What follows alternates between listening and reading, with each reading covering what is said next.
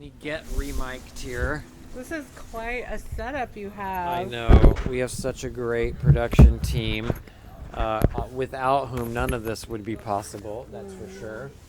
So, my next guest is a dear friend, Marissa Cade, of 360 Strategies, which That's right. nobody knows probably what that is. So, tell us, who are you? What do you do? Wow. Well, I guess I'll start by qualifying myself as a person sober in long-term recovery Amen.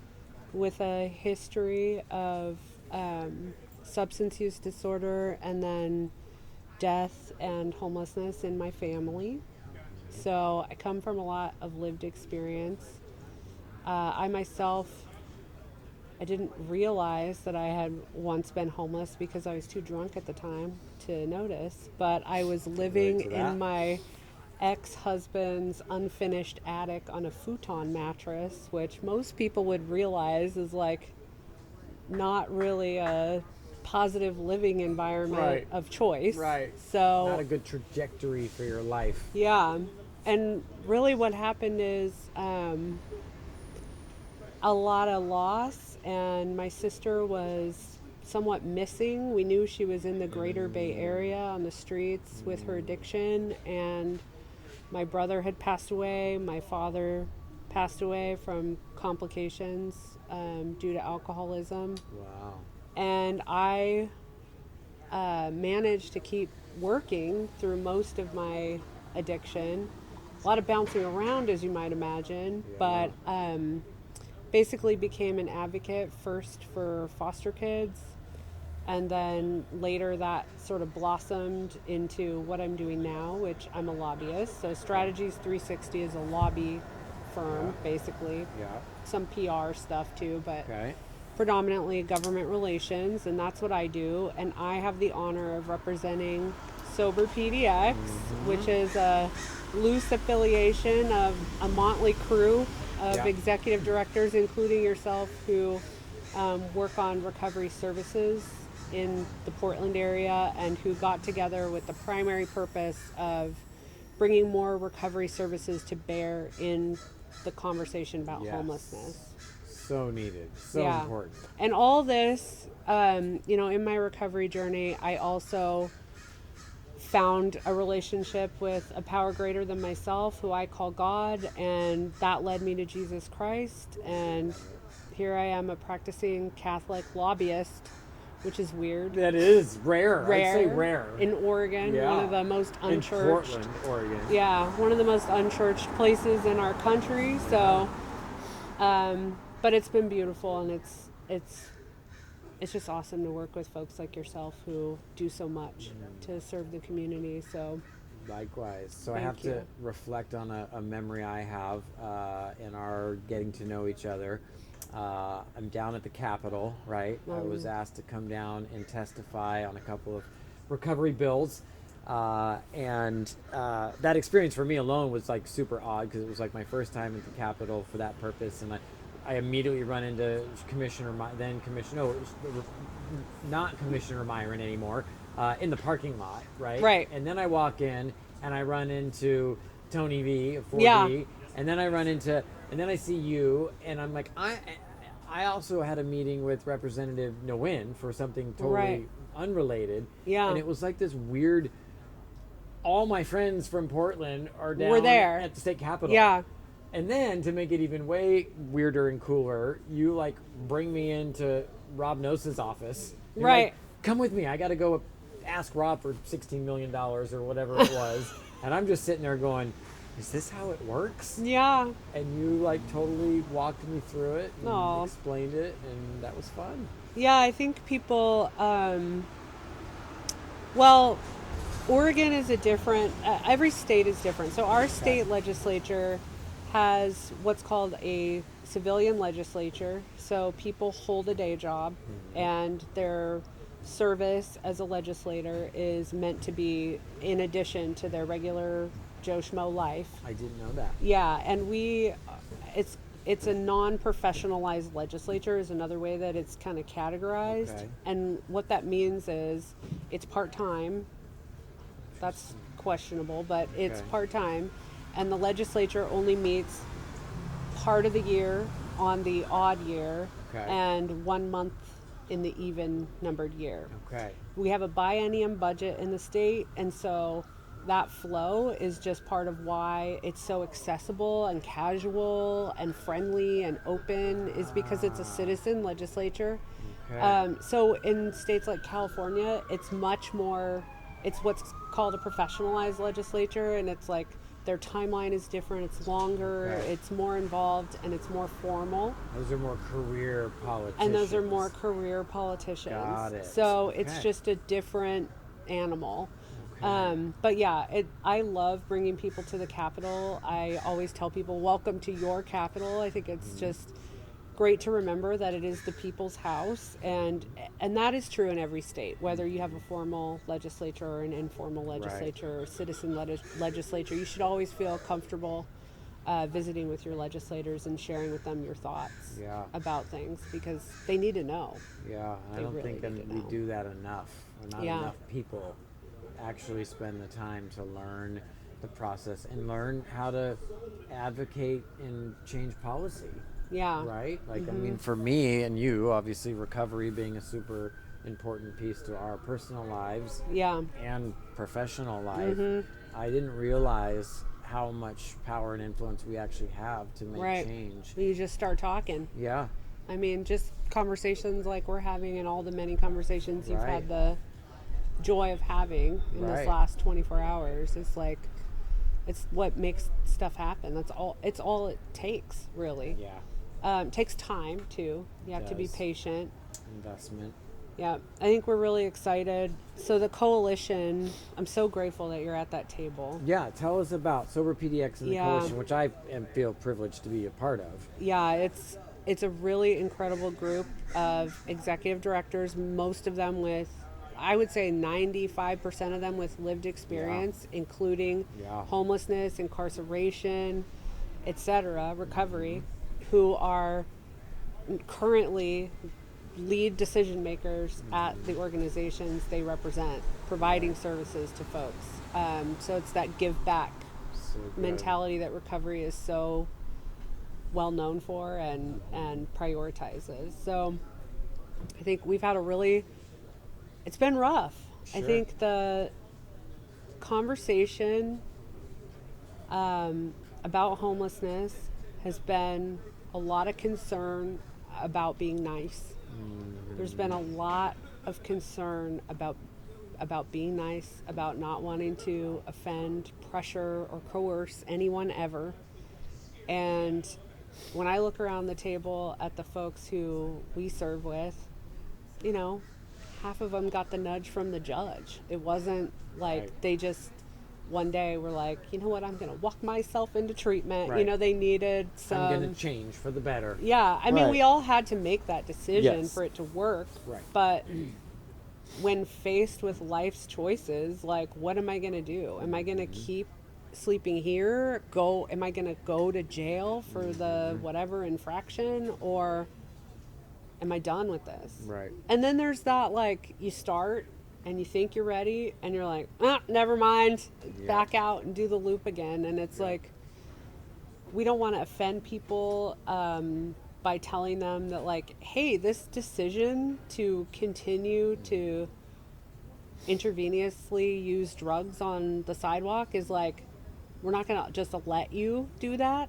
Right. I don't know why it's so seen as like humane to allow it, as opposed to more humane to say, like, I love you too much to let you Right. do this to yourself if I can help it. Right. So here's a pathway to not doing it anymore. Right. And it's all got under the guise of autonomy, right? Yeah. Like, we're supposed to give autonomy to those who are suffering on the Right. streets and or addicted, when really the addiction is robbing us Yeah. of that autonomy in the first place. Right. And the nudge from the judge, as you said, is actually the thing that's going to give us our autonomy back. Isn't Yeah. that ironic?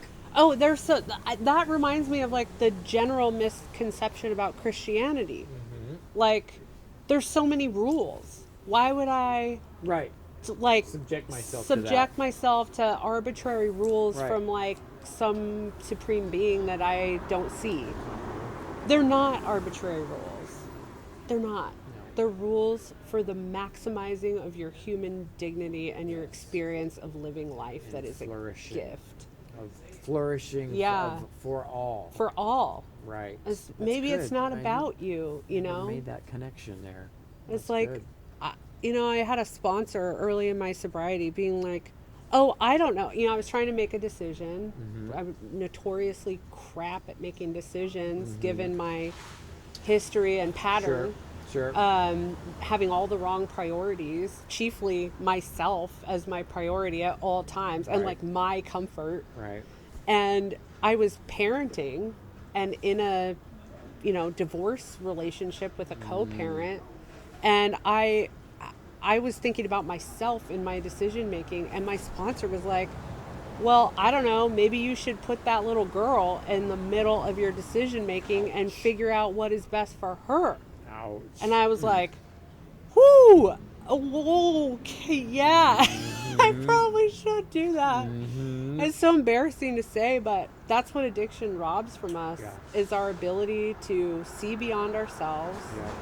to think about other people and connect. Like, we don't see ourselves as connected to other people anymore at some point. And addiction is such we're so self-centered. I Like know. addicts, it's just like that's the sickness, is the self-centeredness. And as soon as you take that away, right, and you start putting others before your own, addiction can't flourish. Right, and the world opens up. Like all the people at this table, the Sober PDX Coalition table, are a great example of like, I don't like the, pull them up by their bootstraps mentality. That's not quite it either. Right. It's more like, given the opportunity and the support needed to thrive, people went from being homeless on the street, using drugs and alcohol, to running multi-million-dollar organizations that serve hundreds, if not thousands of people a year. Yeah. Like, Right. God did that. Right. Recovery did that. Right. And recovery is what gave me my path to Right. God. And it's just gave you your autonomy back. right. The very thing that critics Right. of our methods Right. say we should never take that autonomy away in the first place. When Right. the reality is it was already gone. Yeah. The minute What we started autonomy? sticking needles in our arms and drinking Right. fists of vodka, Yeah. autonomy's gone. Right. Right? And Who's driving this thing? Exactly. Yeah, it's not you. Right. If you're inebriated, you're not in control. Right. And to get our autonomy back, Mm-hmm. you have to surrender and give it away. Yeah. So that people can tell us what to do, to the point where we then can actually take control of our lives again. Which Right. we never really do anyway. No, I mean, it's Right. almost like it's just one of the many paradoxes of Christianity, but also of recovery. Yeah. Which is like, the more I let go, the more peace and self-awareness and Yeah. self-actualization I have. Yeah. It's just one of those paradoxes. Yeah. Which is why intellectuals and addicts and alcoholics, it's so hard for us to grasp that, because it doesn't really make sense. It's counterintuitive. It's counterintuitive. Right. But man, the gifts once Oh. you get it. I know, and I think right now, for the homeless population living on our streets, that sponsor's suggestion that I put my kid first, it really, to me, I feel like we don't do enough to support parents, homeless parents right now, whose kids are in foster care or wherever they have to be, with family or whatever. I mean, who knows? Yeah. Some of those kids are teenage homeless kids themselves. Yeah. Heartbreaking. And that the nexus between parents who are either criminal justice involved, homeless, substance use disorder, all three, mental health disorder, all of that, who are parents, that we really need to do more to support folks on a path to recovery that includes reconnecting with their children and breaking the cycle. I mean, I just feel like that element of healing and what we can do to restore that is something that has not had enough attention. I think right now, I was talking to a provider this morning that specializes in recovery care for families who was saying, you know, we could fill 40 recovery housing beds with people who are parents or families a month in the Portland area, easy. And that would be people discharging from either who were homeless and went to treatment and don't have anywhere to go after, whose kids are in foster care, people who are involved in the criminal justice system whose children are not with them, people who are, you know, leaving a psych hold, or just like all these sort of places that homeless people go for like a holding period but don't have anywhere to transition to afterward. And I just want to bring attention to that, and I really, that conversation this morning really got me thinking about like, what can we do for the families who are multi-system involved, and the result is parents sleeping on the street and kids in foster care, just starting that pattern all over again and keeping that pattern going in their generational experience. It's like, what can we do for them? You said something that caught my attention: multi-system involved. Yeah, that really encapsulates one of the problems that we have, is that the continuum of care is so fragmented, right? And there are so many stops along the way that many of us are going to need to touch on. And going to fall through the cracks at different points, right? And stumble and have to get scooped back up somewhere. It's true. I think in Multnomah County, you know, we lack a shared vision and strategy, right? Well, we don't even acknowledge that all these things are intertwined.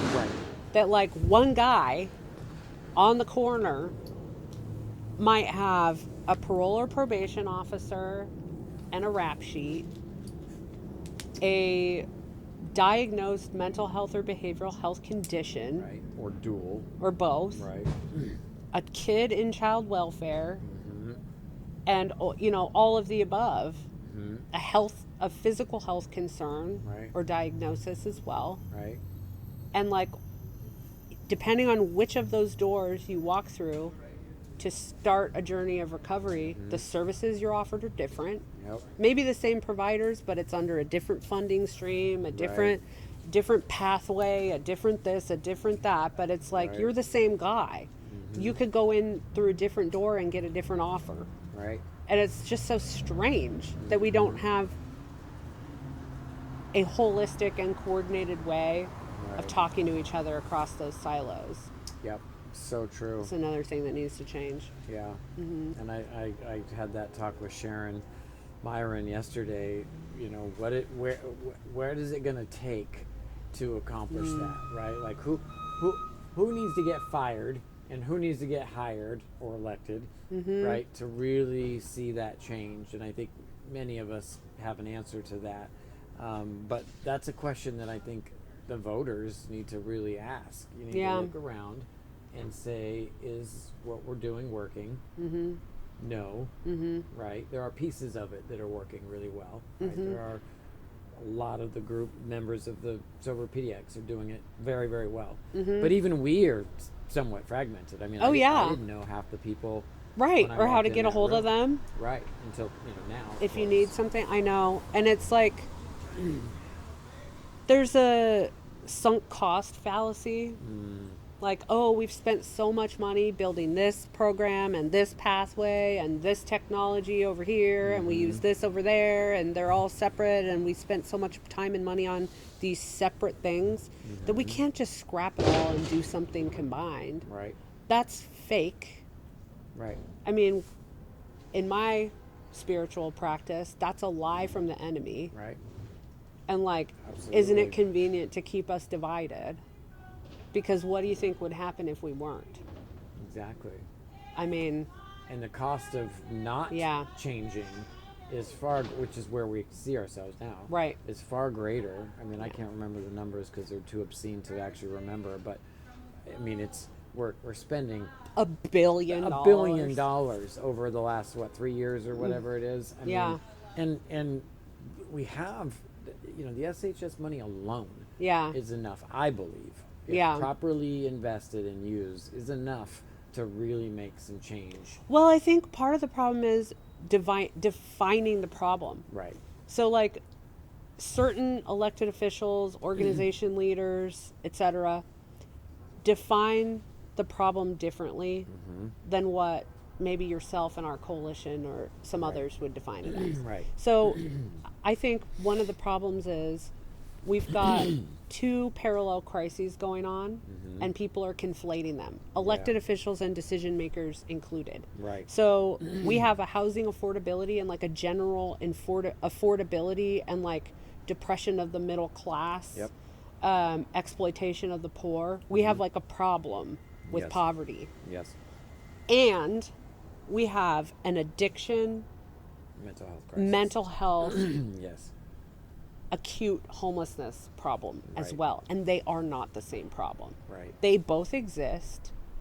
And we do have families who are in very unfavorable circumstances because Sure. of that poverty crisis. Sure. And we have vulnerable, unhoused folks who don't even have the level of safety net that those poor people have either. So there are two different things. They have different solutions. Right. And I think when we conflate them and we make like the homeless services conversation about both, like ending poverty or like remedying the affordable housing crisis and serving the most acute homeless behavioral health and mental health crisis at the same time, we don't do either one very well. And Right. that's what we're doing, is mixing them together when I don't think it's necessarily appropriate to do that. Right. And the way I see it, we have like our city is like an ER and we've got a triage. And to me, people who are literally in a state of psychosis on our street, that's a guy in the ER whose head is falling off. Right. And the affordability crisis is like chest pain. It's serious, Yeah. but like we can bring a nurse over to you and make sure you're not currently having a heart attack. But the guy whose head is falling off, like we need to get his head Right. back on. It's emergency surgery time. Right. You're going to have to wait. Right. And I just think we're not appropriately diagnosing like the triage of the Right. scenario. Because our solution to the most severe need right now is we don't do anything. Right. We won't arrest people walking down the street with a machete trying to hurt Right. themselves or others because We don't have anywhere to put them. we don't have anywhere to put them. Right. So we Other than an apartment. But we've already got burned with that. Right. Because when we take Machete Guy to an apartment, they terrorize the neighborhood. right. And the apartment. And that's what I mean. Yeah, yeah. And so it's like, okay, so then we just leave them. right. And Well, that- luckily there are people in the community right now. Ed Blackburn and Central Yes. City Concern and Eco Northwest have been working on pulling together a pilot to triage on the psych side. And then similarly, we're advocating with the coalition to triage and prioritize on the substance use disorder side. So good. So I think I'm hopeful that we're going to see some change. We are getting some traction. That the psych pilot that they're calling the systems of care pilot is working its way and getting a lot of support, and that's a good place to start. And they see it as a starting point, not an ending point. And then similarly, talking about how do we prioritize some resources for those with acute substance use disorder suffering on our streets right now, Right. and like focus on that. So is that where you see investment from the state legislature coming in handy? Like, is that where you see the money needs to be funneled into those kinds of programs? Yeah, so the state made a significant investment in inpatient treatment. Okay. They recently allotted $65 million to inpatient settings. Okay. That includes psych settings and substance use disorder settings. Okay. It's expansion funding, so it's no new programs. It's like expanding out on programs that are already working, that are Okay. already doing the work, which makes it go further. Sure. So that's a good investment, an important investment. And probably 90% of the people those organizations are going to serve will come off the street. Okay. And then what we're focusing on is working with the county for the step down care or lower acuity care, Okay. which would be like the recovery housing combined with intensive outpatient services or just general outpatient services. And those program dollars, what we're advocating for is that the people who need that setting, the people who need a recovery house, are the same people you're offering a voucher right now. We're just saying we can cut the cost of their housing significantly, like in half. Wow. And so for every one voucher, you could serve 2 people in recovery housing. Plus, many of them, the vast majority of them, qualify for Medicaid. Right. And you can provide intensive outpatient treatment to them through the program combined with the recovery housing. You're basically getting transitional intensive supportive housing for folks. It's a great place for people, like if folks go to the sobering center here in Portland or a detox, or even if they're lucky enough to get into a treatment, then their next step could be a supportive recovery housing with ongoing care, as opposed to just, here's a voucher for an apartment. Right. You've got 60 days clean now, you should be fine. Right. For those of us, I mean, it took a year for me to not have like vibrating anxiety from Absolutely. not from like acute withdrawal. Yeah. So there's no plan on which I would have been just like hyper functioning at 60 days. Right. Like it's not going to happen. Right. Much less do you have the ability to manage money or any of it. Relationships or driver's Anything. license. I mean, you none know, of it. and what ends up happening is people from the streets who get put into an apartment like that without sufficient support, even if they're sober, they're not comfortable enough yet in that transition from living outside to living inside and being clean and sober. I mean, it's a huge life change. Right. And they're doing things like pitching a tent in the middle of their apartment or sleeping in the homeless camps while they have an apartment that they're not in because they're not comfortable. That's and then what happens? You end up using again. Yep. So we've got to get people. I use the analogy that I have a 4-year-old, and when she was, 6, 8 months, she didn't understand how to sleep at night because she was a newborn. She was new here, didn't have instructions, and just was hungry all the time, waking up around the clock, sleeping for 2 hours here and there around the clock. Right.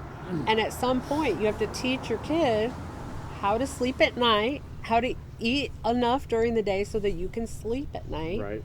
and then how to wake up and do it all again. Right. And you create a pattern, and that's how you teach your kid how to sleep. You wouldn't put the kid in an apartment by himself. Right. You don't just go like, good luck, I need some sleep. So see ya. Right. You got to like work toward it, and eventually it happens. Right. And their rhythm normalizes, and then everybody's getting sleep. Well, sleeping outside high as a kite at random times where you're not really getting the benefits of sleep anyway because you're passed out, you have lost the skill of sleeping inside like an adult human. And you've got to rebuild that skill. It's just even the most basic things like eating and sleeping that people are not, their skills have deteriorated in basic self-care. Right. Yeah. It fascinates me that we haven't learned that yet. Like the makers, and it just boggles my mind that has not been grasped yet. Yeah. At any level. Right. Really. I mean, other than the provider level, those of us with lived experience or that have been, it really fascinates me that we are still stuck in this loop of.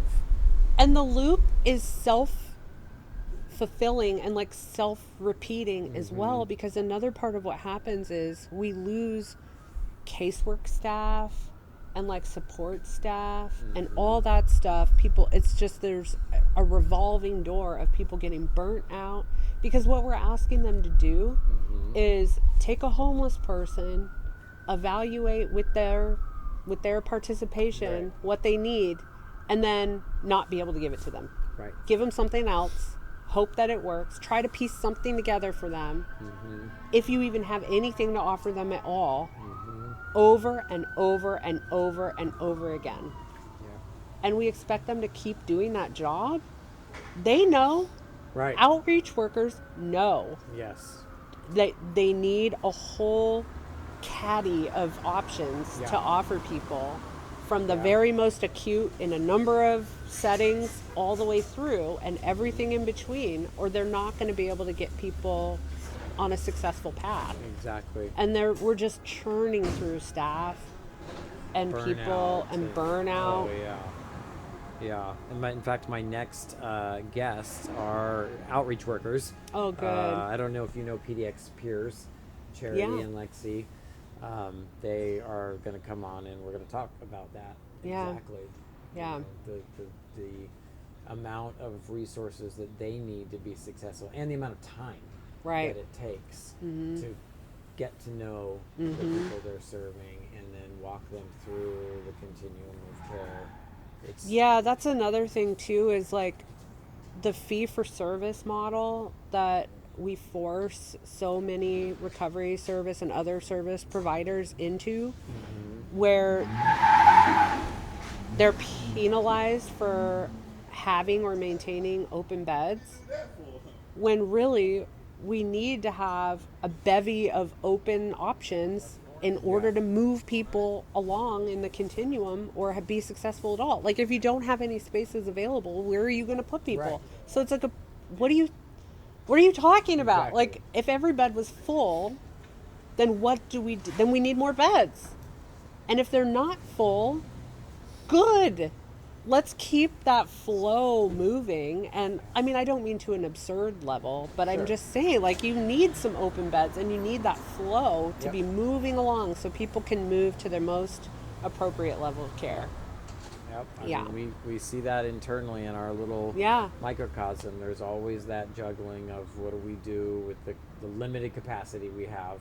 Right. Which beds are going to be used for new intakes, and yet which beds do people aren't ready to leave yet. Right. And we don't want to kick people out before they're ready, which oftentimes happens, unfortunately. Yeah, we've talked a lot about, it's like an upside down funnel.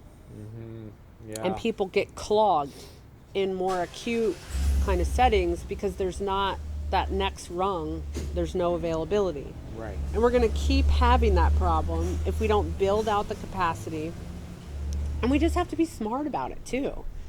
It's like, you got to be creative like you guys are. Yeah. And have multiple levels of care and multiple entry points and, like opening up the flow so that people are not stagnating in one place and not moving down their path of recovery. And to be able to catch them when they fall through. Right. Or allow them to come back. Yeah. Like if they need to go blow it. I mean, a lot of stories include relapse. Yes, most. And we just can't cut them off. Right. Like, sorry. Right. Now you got to get in line for just an apartment. Yeah. Or like, it's just weird, the stuff we do. Yeah. So. Yeah. Well, any final thoughts that you want to share before we wrap it up? Well, I'm curious if... Or questions. Remind me where the other CityTeam's locations are. So you're in Portland. So we have 5 total cities. 3 in the Bay Area: Oakland, San Francisco, San Jose. San Okay. Jose being the kind of mothership. San Okay. Jose is like the central city concern of Silicon Valley. CityTeam is. They're really big down there. Oakland, similar to Portland in size and budget, and then San Francisco's really small. And more just immediate services. We are in Philadelphia, Chester, Pennsylvania, Oh, suburb of Philadelphia, okay. which is weird. I think and I've heard about strange that in story. election coverage. It's a strange, small. Well, they're not small. I mean, they're significant, bigger budget than we have here in Portland, and it goes back to the Penile missions that once Park City Team, acquired Penile missions back in the day, and then Portland. So five cities, and we have traditionally been one of the smaller groups, although we are quickly growing and outpacing some of the other cities right now. Oh, wow, that's something. Yeah. So then do all the other cities have a similar, like, multi-layer Yes. or multi... Similar with some differences. We all have kind of the flagship Renew Recovery program, although they do differ from city to city. We all have some form of shelter, which is kind of the pathway, Entry point, right? One Yeah. of, and then our women and kids programs we have down in San Jose much more robust, with a house for women that are pregnant, house for women who have just had kids, Right.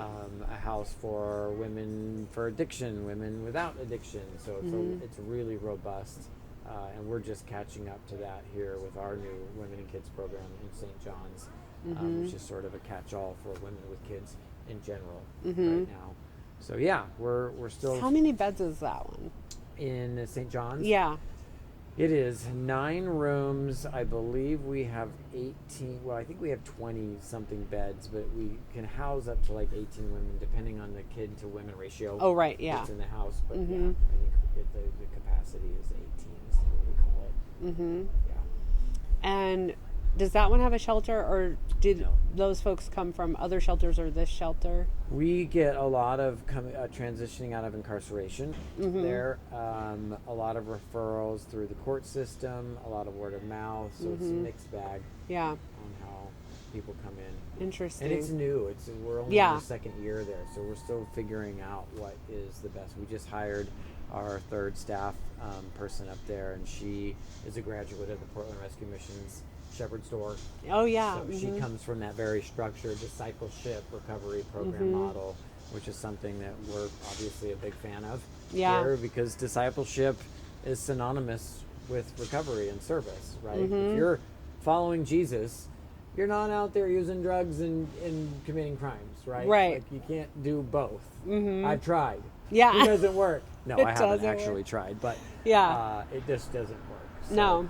discipleship, that higher power spiritual formation piece is really the bread and butter of who we are and why our numbers are so successful. Because Once you get God, the Holy Spirit in there. it's really hard. That happens, but it's really hard to veer off that path, because God has a funny way of, Yeah. bringing you back in. We all veer, Oh, yeah. but the path is narrow, but there's so much grace. So much grace. Thank God. Thank God. Yeah. Well, thank you, Thank Marissa, you. for taking the time on a Friday morning. I'm so honored that I got a chance to do it. Likewise. What a treat.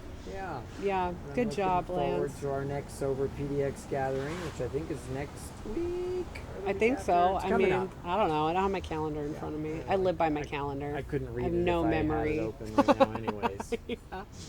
Well, take care of yourself. Yes. Thank you so much. Marissa, Cade, everybody. Our second to last